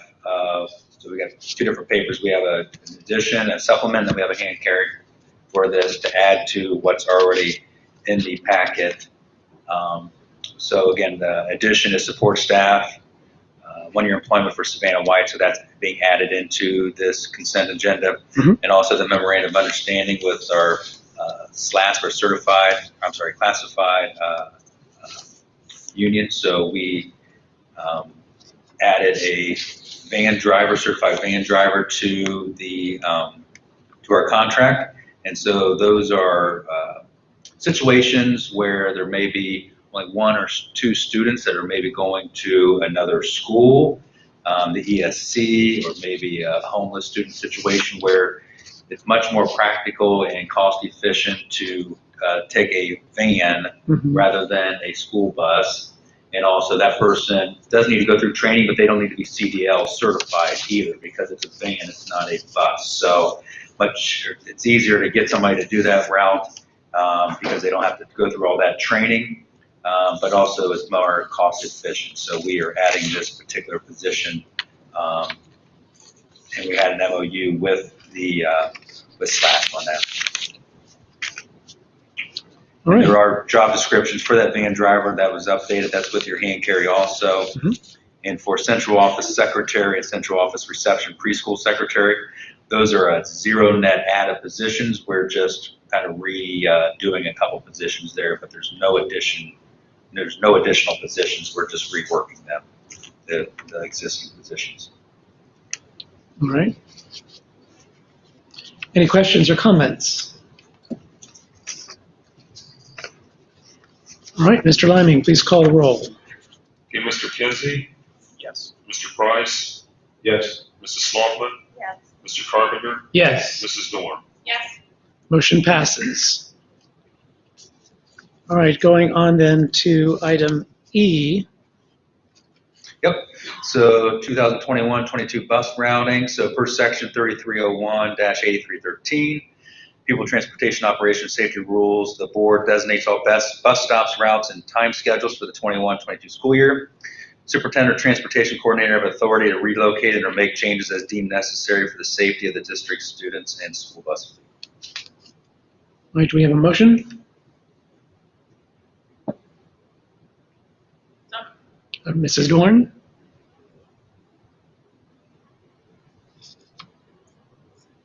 And a second? I'll go ahead and second it. Are there questions or comments? So this is just the bus routing as it is right now, Correct. just confirming where the buses are going and stopping. Right. It's all the bus routes that we're doing right now. This is code. Unrelated to all the busing conversation that we had. Correct. Correct. By code, we have to do it every year. And by this time of the year, the routes are pretty solidified. There's little changes unless someone moves in or something like that. They continue to flow throughout the year, but they're pretty solid right now. Unrelated, but related, just because it hasn't been said yet. Thank you very much for the presentation that was done at the last meeting. I received feedback that people appreciated hearing those details and liked what they saw. So thank you for that still being part of the conversation. You're welcome. Other questions or comments? Just as an informational for those who are here and watching, the stack of printed routes is probably a 5 or 6 inch stack of details on all the routes together. So fortunately, we have software that helps us create that. Yeah, and art and science to it. So there's the routing software, and then there's the art of making some subtle changes that make it even more efficient. Right. All right, Mr. Liming, please call the roll. Okay, Mr. Price, Yes. Mrs. Sloughman, Yes. Mr. Carpenter, Yes. Mrs. Dorn, Yes. Mr. Kinsey. Yes. Motion passes. Again, just to be remiss, I'd be remiss if I didn't just say thanks to Jacob O'Hyde, who had put a lot of time and effort into putting all those together. Absolutely. F, out-of-state travels. Recommend approval of the following out-of-state travel. High school baseball team to Fort Walton Beach, Florida, March 27th through the 31st, 2022. Purpose of participation in spring training games and practices during spring break. All right. Is there a motion? So moved. Mr. Kinsey? Second? Second. Mrs. Dorn? Questions or comments? How's that financed? I believe it's a combination of students paying for it and fundraisers.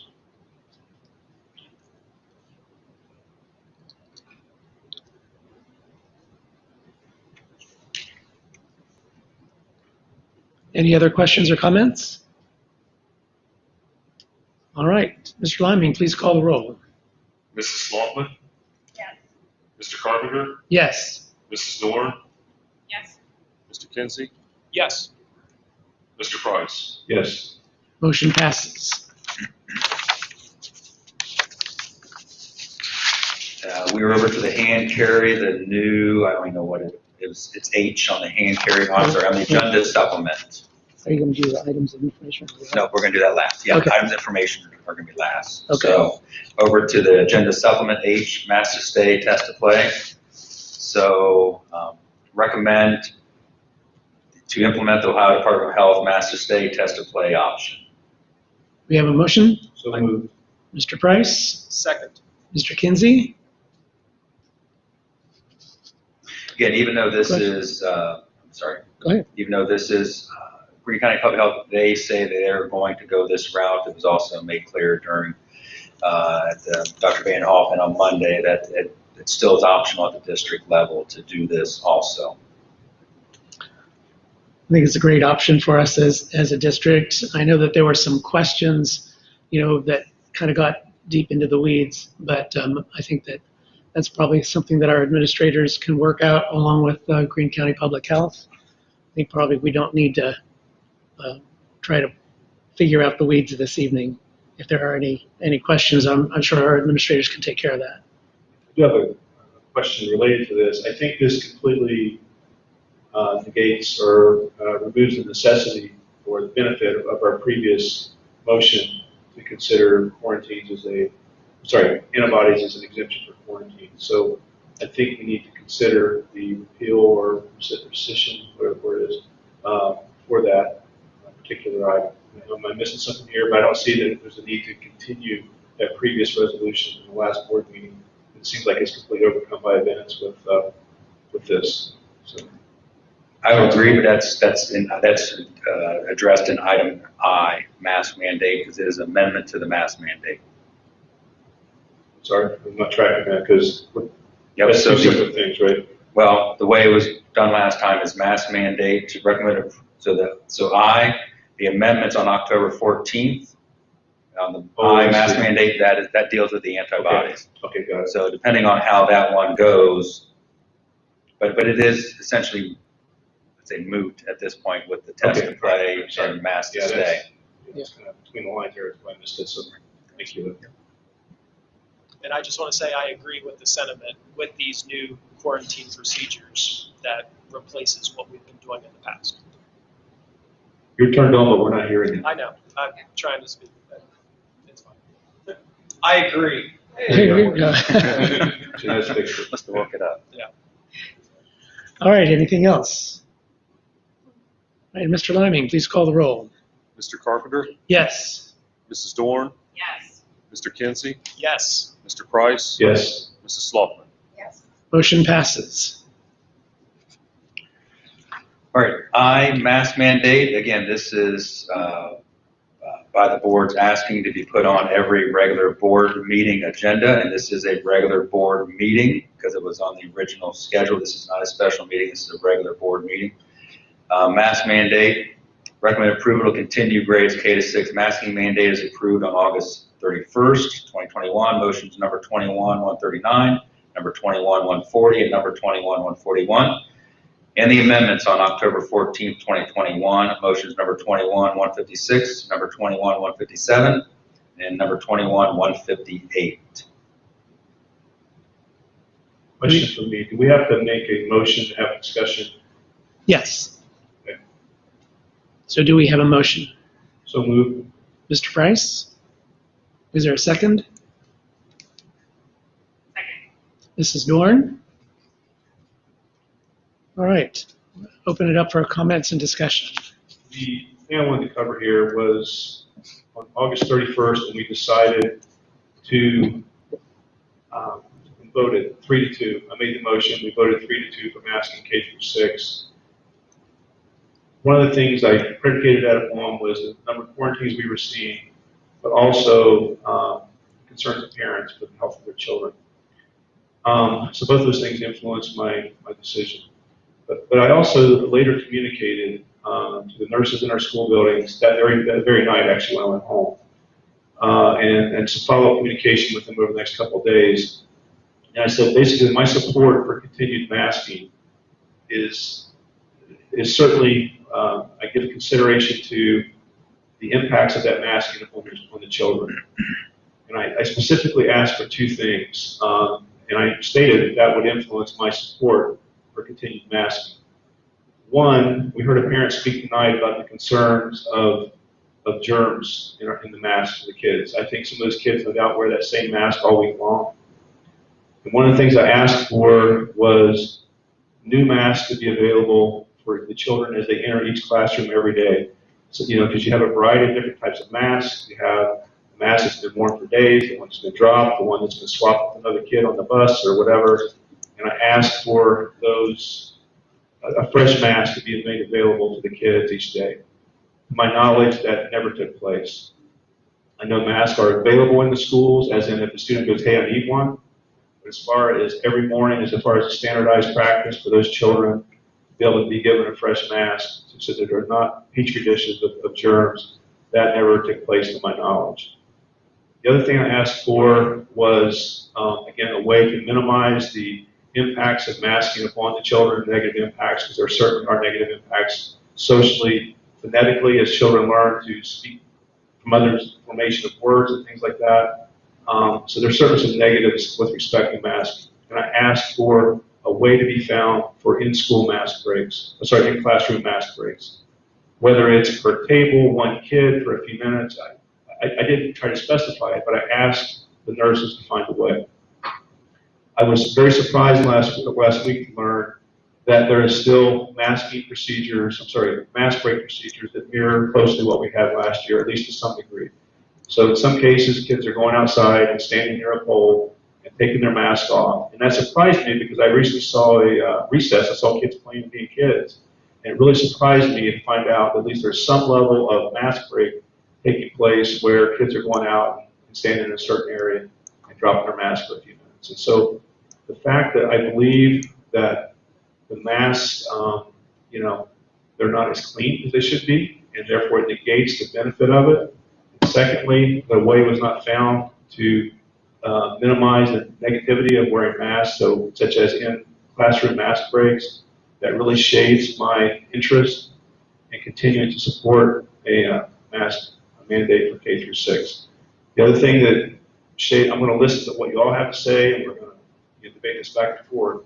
I was very encouraged by the FDA announcement a couple of days ago. I know we're still not there, and from the time it gets announced, or in November or whatever, where the NIH and everyone else approves it, it's probably going to be some weeks before it really rolls out. But those things influence my decision, because I hear the cries of the parents that, look, enough of the mask, and there are negative impacts as a result of it. Again, I'm disappointed that some of these very simplistic suggestions that I made in terms of clean masks for the children on a daily basis as they enter the classroom and mask breaks in the classroom never happen. And so that bothers me, so I'd like to open it up and hear what you all else have to say, but just keep in mind that's what I'm concerned about. Other comments? Questions? Just want you to know I did touch base with administrators, nurses, SEA, and SLASP. And as I talk with those different groups of people, again, kind of mixed feelings on things. And so some of the folks were really open to one way or another, and some were open to possibly making a change. But it really depended on Again, just like when we did the survey, you know, it's mixed results of what people are responding to and what their opinions are. So, but I at least wanted to make sure that I reached out to all the different groups and make sure that at least they were heard, and whatever direction anything goes, at least they were heard and their opinion was put into the mix here. But again, you know, kind of mixed results or mixed feedback from folks. When I say mixed feedback, some people were, yes, let's continue. Some others were no, I think we're ready to move on at some point here. Again, maybe not immediate, but at some point, let's head that direction.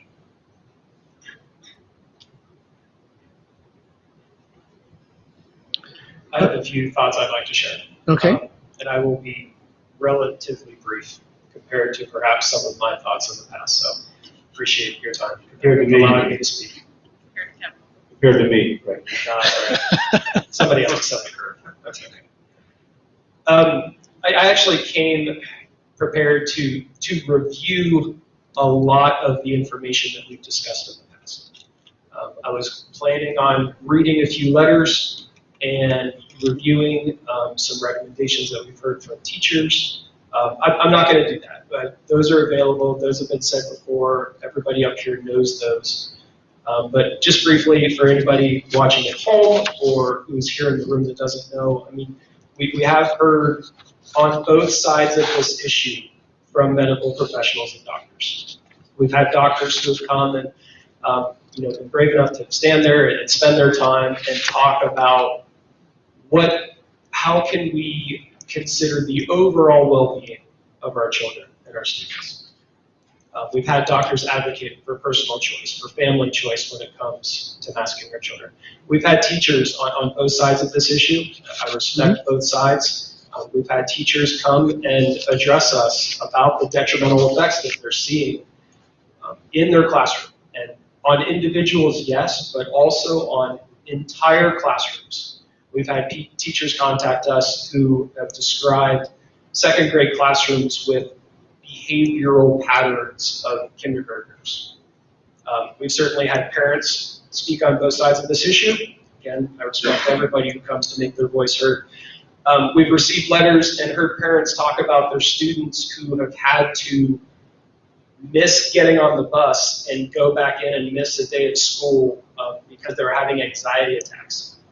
And not anxiety attacks being scared of COVID, but anxiety attacks for being scared of the COVID protocols. We've had families, I know it's more than one, I don't know the number, who have left the school district over the protocols we've put in place. I did want to share a couple numbers just because they haven't been mentioned before. We have talked in the past about our district quarantine numbers and how many of those have turned positive.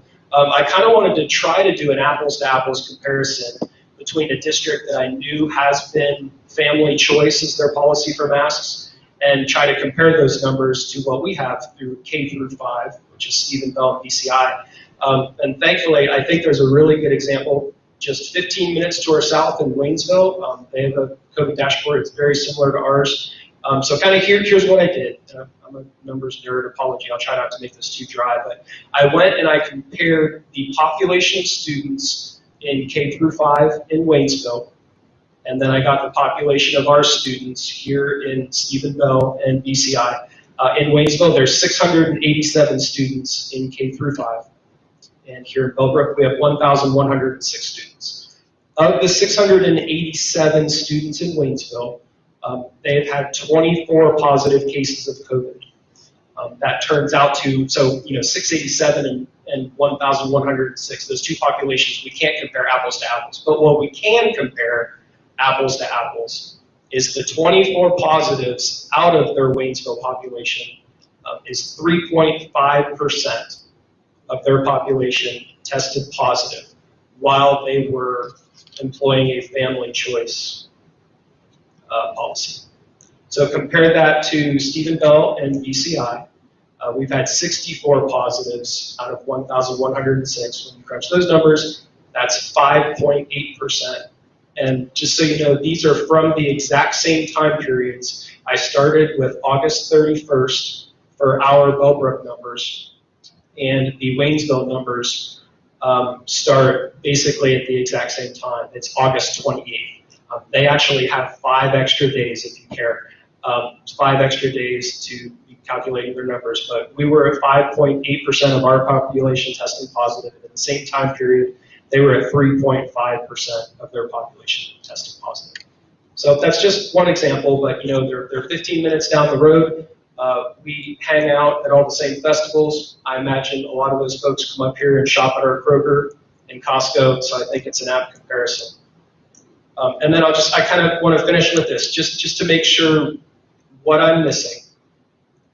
As we've had all these discussions, and they've been really good discussions, they've been long discussions. I appreciate everybody's civility. Everybody's been extremely respectful throughout. We heard various rationale for why we would implement these mask mandates. First one that we talked about a lot was just the numbers were going up. There was the beginning of that Delta surge. We didn't know when it was going to peak, where it was going to peak. I get it. That's no longer a consideration. By all accounts, whether it's in our own buildings where there is a mask mandate, or the buildings like the middle school and the high school where there's not a mask mandate, or through the county or through the state, thank goodness we're certainly past that surge, and those numbers are dropping very, very quickly. They're way below where they were when we began this endeavor. So numbers seem to no longer be a consideration to me. Next, we all said that we want this to be a temporary thing. Well, in early August was when Governor DeWine started asking for schools to implement a mask mandate. We did so a few weeks after that at the end of August. We're now going into November. We're going into November of this mask mandate. We're just finishing week 8. We're about to start week 9. But we're going into year 2 of this whole thing. So how do we define temporary? That's my question, if anybody would like to talk to that. Because a lot of folks are concerned that this does not seem temporary anymore. Is this the new normal? Is this what we want normal to be? And then last, we've talked a lot, and I totally understand the need for making sure that we don't go hybrid. I agree, I'm 100% on board. The last thing that we want is to make sure kids are not in schools where they need to be. So given the quarantine procedures that we were operating under, those were some scary numbers back in early mid-August. That's no longer a consideration. We just passed mask to stay. So the quarantine game no longer needs to be played. So just given that, I will be voting no on this mask mandate. And thank you very much for your time. Any other comments? I believe it's time to give the decision back to the parents about whether the children wear masks. And the mask mandate, if it is not implemented and we are back to choice, then certainly families that want to choose to mask have the mask available to them to be able to choose. And it looks as if we are not at all far away from having vaccines available. If they're talking about making vaccines available starting on the 3rd. Now that doesn't mean that you have immunization, day 1 of getting the vaccine. The Pfizer is a 2-dose. It's still 3 weeks in between doses. So there is some level of vulnerability there. But at the same time, with the numbers being so low, it's hard to justify requiring it when we're on the brink of being able to get anyone vaccinated who wants to be vaccinated. And it appears like this is the time to dovetail nicely with the mask and stay guidance. There's a reason the ODH has updated the guidance to be what it is. Mask and stay. If you're in close contact, put on the mask, which provides protection by everything that they say. If we if we keep a mask mandate, we won't be doing mask and stay, we'll just be doing Mask. stay. Or mask, just doing mask. We'll just be getting rid of the quarantines. So I would like to follow along in their forward-thinking footsteps and truly adopt mask and stay as they envisioned it, and as half of the schools across the state will be doing it if they adopt it, because half the schools across the state have remained mask optional policy of family choice. Yes. Sorry. I said I would be brief, I was not. It's still not midnight. You know, I can come in and try to arm wrestle. Thinking about this a lot. I was probably the most torn when we originally implemented this. Probably still the most torn tonight. Still thinking about it right now. I will share some of the things that I dug into late last night. Because there's been a lot of assertions that none of this is data driven, and that's not true, at least on my part. I am prioritizing local data. So what's playing into my mind heavily, during October, we've averaged 1 case per week in Stephenville. And 1 to 2, roughly 1.5 to 2 at BCI. And then I started looking back at August 31st, which is when we initially put this in place. And I started comparing that to today. So on August 31st, Greene County had 160 new cases that day. The most recent data that we showed, which was a couple days ago, 30. Or right now, kind of, as far as Greene County overall cases, all ages, we're about back to the first week of August. It's what we're comparing to now.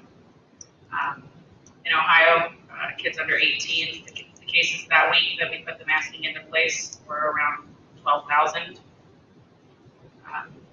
Last week, they were at 4,500. I did basically the same math that Mike did regarding Waynesville. Came up with very similar numbers. And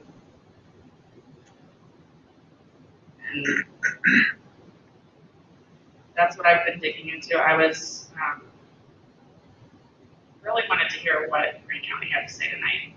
I was super surprised by some of the data that she shared, in that 64% of kids in our zip code, the kid, the 12 to 17 age group, 64% were vaccinated. That was well higher than I anticipated that number was. Yeah. As well as 74% of our zip code for overall number of people. And that was all people, including taking into account the kids who can't even get it yet. So 74% seemed really high, yes. And how many of them have antibodies from previous infection to add on to that number? Sure. That's a very high number. So yeah, so when you consider bigger than 26% vaccinated, a portion of them have had COVID and have some level, we won't debate it here as to what that level is, but we can all agree on some level of increased protection. That's generally, that's what's on my mind. That's what I've been thinking about. Okay. I think I've heard from everybody. Can I add something? Yeah, additional? please do. So again, I agree with some of the things being said over here. That in August we were really concerned, if I remember correctly, at the high number of quarantines. This is a temporary thing. That was because of Delta at that point. Our cases were increasing as they were throughout the whole state. Vaccines were not yet available to 5 to 11-year-olds. That's hence the K to 6 piece there. Even though 12 to 17-year-olds are at a 64% rate, probably not going to be that high for 5 to 11-year-olds. People are probably going to be a little bit more cautious at that age. I don't know that, but I just assume that.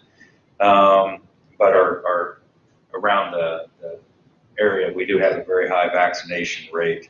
I think another key piece is here that there's always going to be positive cases, but it's spreading within our schools. And again, as I showed, in that data from September 27th through October 27th, we really aren't seeing that at all. We have had 0 in the past month.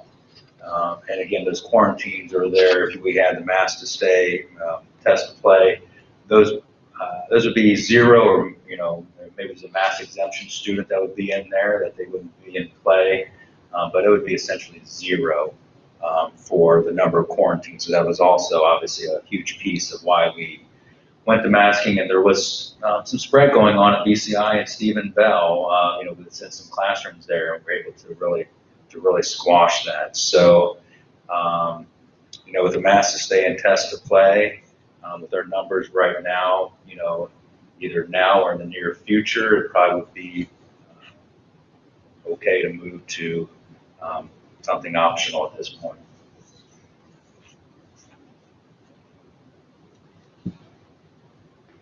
All right, any other questions or comments? All right, Mr. Liming, please call the roll. Okay, do we know what we're voting on? That's what I was I was going to say, Yeah, the vote let's would be, clarify what we're voting on here. it would be, the motion is to continue the mask mandate as we approved it in August with those 3 motions, and amended as of last 2 weeks ago with additional amendments. So Yes, So- mask, so a vote- no is no mask. A vote So- yes is to continue a mask mandate. Right. And a and vote no is to move to a policy of family choice. well, essentially to not continue the mask, Correct. and which by default is family choice. All right, is that clear? I want to make sure everybody's clear. All right, Mr. Lang. Okay, Mrs. Dorn, No. Mr. Kinsey, No. Mr. Price, No. Mrs. Sloughman, No. Mr. Carpenter. No. Motion does not pass. We will not continue the masking mandate. Okay, And that will be effective immediately, as Mhm. will the mask to stay and test to play is effective immediately. correct. Right, items of information? Yep, so board policy additions, revisions, first read, so there's quite a list there, and so you have a packet of all of those board policy revisions. We do this twice a year in the spring and fall, so I typically give you a long list of board policy additions, revisions, and then this is the first read, so at the next meeting, we would come back for approval of these. In the meantime, please don't hesitate to give me a call if you have a question about a particular one or need some further clarification. I'd be more than happy to explain that to you, and there's a few financial ones in there also, so Mr. Liming would be able to explain some of those also. So this is just a first read, we're not voting on anything. These will be back on the November 11th agenda. And then, Do you mind if I just ask a general question? Sure. 'Cause I did read through it, we don't have to get into the weeds. Can you talk, are all, or what percentage of these recommendations from, I'm sorry, whatever the group is that provides. Neola. Yeah, Yeah. and what percentage or where it comes from us? Well, 100% of these come from Neola. We would then make either, they sometimes have choice A, B, or C, so we then say we want choice B, or we may tweak or refine something. If we're tweaking or refine something, we would talk to our attorney and make sure that that is okay to, we know the ramifications if we're going to change something. But it's So all of the revisions come from Neola? Neola, who has lawyers and attorneys that look through these, and they contract with, I would say, hundreds of school districts, either people with Neola or OSBA, or there are probably some of the bigger districts that have their own attorneys that create their own board policies. Sorry if that's a new guy question. No, It wasn't clear to me if any of these were something that we wanted to do, or if that's just what they are recommending as changes. Well, they're recommending it based on recent law changes, federal guidelines, things like that. And then, again, we can customize them as we see fit, or not do one. If they say, you want this, we can say, no, we don't want to do that.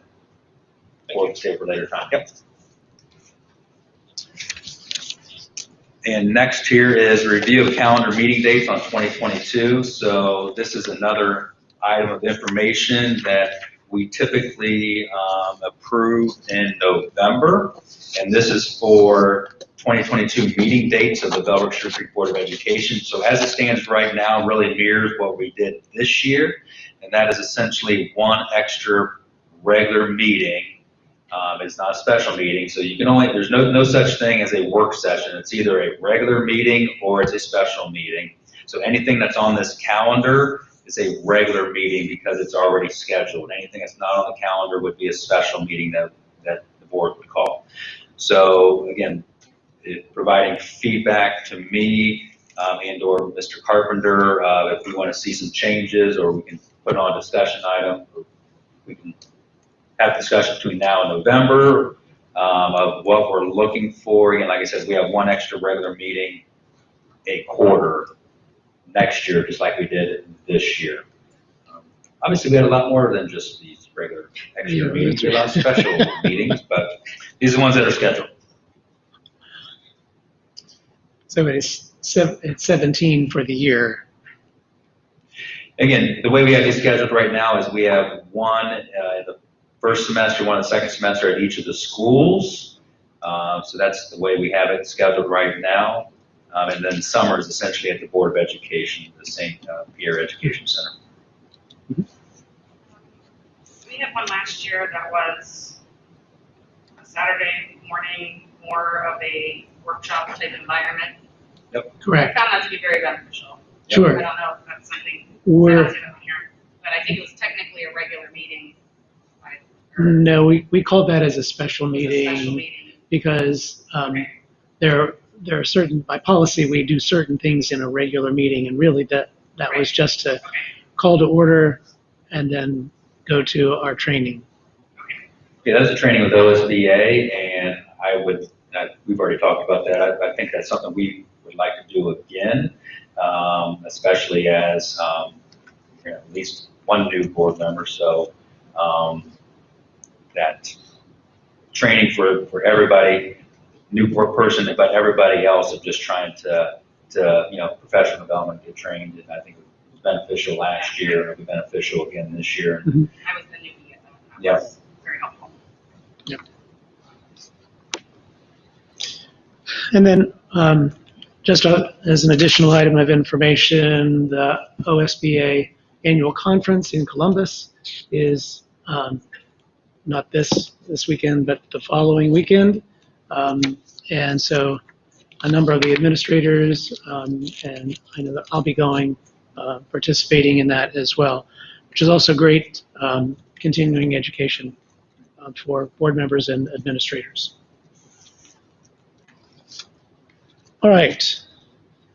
I also want to let people know, just as a items of communication on the mask to stay, test to play, mask mandate, I will do my best to be sending out an email tonight to parents and to staff that's what's going into effect immediately, just as an item of information, so that if there is, so again, why that's important for the mask to stay is immediate. If there's somebody in quarantine right now, they can come back tomorrow if they follow the guidelines and wear a mask, and they follow all those guidelines. We have about probably 20 or so kids in quarantine right now. Is it at all possible that they could be individually contacted, those 20? Is that too big of an ask? I understand if it is. We can, what we can do is we can see who shows up tomorrow, and then we can call those folks that didn't show up. That's great. Thank you. So maybe that number will be much smaller. That's amazing, right? 20 kids, you don't go to school tomorrow that wouldn't have otherwise. Mm-hmm. Yeah, this quarantine healthy children, it's done. Almost always it's healthy children, so I'm really elated this action for the state and for our action on it tonight. So thanks to my fellow board members on that. Appreciate it. All right, anything else for information? All right. Finally, we have a motion for the purpose of considering compensation of a licensed public employee per revised code 121.22, paragraph G1, and I will make the motion. So do we have a second? Second. Mr. Kinsey? Just for a quick article of discussion, just in case folks don't know, we are only allowed to discuss that one topic and nothing else in executive session. Correct. And we are not able to take any votes in executive session. Correct. Thank you. Anticipate any action following executive session. No, not this evening, we did not. All right. Thank you for the clarification. Comments? Appreciate that. Mr. Liming, please call the roll. Okay, Mr. Kinsey, Yes. Mr. Price, Yes. Mrs. Sloughman, Yes. Mr. Carpenter, Yes. Mrs. Dorn. Yes. Motion passes. We are going into executive session at 9:05. Maybe around the corner? Okay. Reach over here, turn this off. Sorry.